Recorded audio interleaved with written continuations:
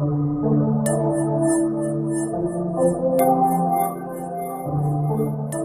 Louise, are you saying that first movers, customers, should sign up as soon as possible to enjoy firsthand the benefits of Syspro's latest version? You know what, Richard? We're not targeting just the early adopters, the early adopter kind of mentality.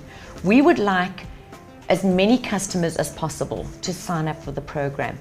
This is your opportunity as a customer to embrace the latest technology, to get that competitive edge for your organization, and to have Syspro 8 installed on your machines in a very controlled manner with the support of the corporate services support teams.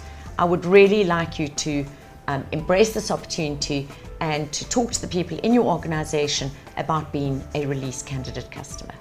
So Louise, when does the release candidate program kick off, and when can customers start signing on?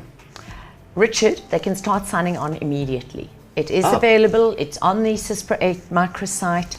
There's an area for release candidate and there's an option there to say sign up. Once they've signed up, we will be rolling it out from the beginning of March, and we hope to have a relatively short release candidate time frame. But that will all depend on the number of people who do sign up for the program. Obviously, the more people who sign up, and particularly run it in their live environment, so it's not too onerous on them as an organization to be running transactions twice in the live and the test environment. We would like them to sign up as quickly as possible so we can start talking to them and they can embrace the release candidate.